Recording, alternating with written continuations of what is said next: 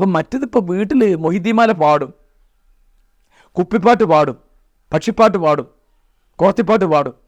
അതൊക്കെ പാടി കേൾക്കുന്നതിൻ്റെ ഒരു രസം. പിന്നെ അവരിങ്ങനെ പറഞ്ഞത് അപ്പോൾ എനിക്കത് കൃത്യമായിട്ട് അങ്ങനെ അനുഭവിക്കുമല്ലോ, നമ്മൾ മനസ്സ് തട്ടിയിട്ട്. അങ്ങനെയില്ല. അപ്പം അതിലിപ്പോൾ മൊഹിദ്ദിമാലയിൽ രസം എത്രയോ ഭാഗങ്ങളിലുണ്ട്. ലളിത മലയാളമാണത്, ലളിത മലയാളം. അതിപ്പോൾ 1607 17-ാം നൂറ്റാണ്ട് തുടക്കത്തിൽ എഴുതിയ പുസ്തകമാണ് മൊഹിദ്ദിമാല. മൊഹിദ്ദിമാല എന്ന് പറഞ്ഞാലേ കണ്ടു കിട്ടിയ മാപ്പിളപ്പാട്ട് കൃതികളിലേക്ക് ഏറ്റവും പഴയതാണ്. കോഴിക്കോട്ടുകാരാണ് അത് എഴുതിയത്. ആ പുസ്തകത്തിൽ പറയുന്നുണ്ട്, കോഴിക്കോട്ട് അത്തുറ തന്നിൽ പിറന്നോവർ ഖാലി മുഹമ്മദ് അതെന്ന് പേരുള്ളവർ.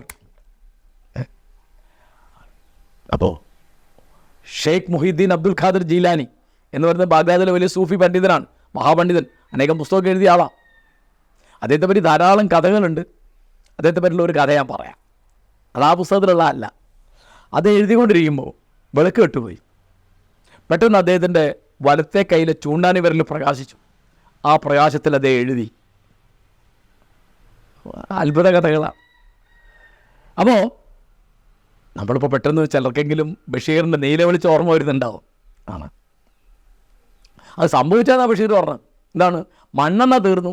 അതേ മണ്ണെണ്ണ വാങ്ങാൻ വേണ്ടി കുപ്പിയെടുത്ത് പോയി. തിരിച്ചു വരുമ്പോൾ ഒരു വിളക്കിൻ്റെ നാളം കത്തുന്നു. മുറിയിലാകെ മനോഹരമായ നീല വെളിച്ചം ഉണ്ട് എന്ന്. അലങ്കാരപ്രയോഗങ്ങളായിരിക്കും. അതേ അങ്ങനെ അനുഭവിച്ചു എന്ന് അദ്ദേഹത്തിന് തോന്നിയിട്ടുണ്ടാവും. അത് ബഷീർ പറയുന്നത് ദൈവത്തിൻ്റെ സ്നേഹത്തെ പറ്റിയാണെന്നാണ് ഞാൻ വിചാരിക്കുന്നത്. കാരണം സ്നേഹം എന്നുള്ള വാക്കിൻ്റെ ഒരർത്ഥം എണ്ണ എന്നാണ്. എണ്ണ തീർന്നു പോകാൻ പറ്റില്ല. അതാ ജീവിതത്തിൻ്റെ എണ്ണ. പക്ഷെ സ്നേഹം തീർന്നു പോകാൻ പറ്റില്ല. അതെപ്പോഴൊക്കെ തീർന്നു തോന്നി അപ്പോഴൊക്കെ അത് അത്ഭുതകരമായ രീതിയിൽ പ്രകാശിക്കുന്ന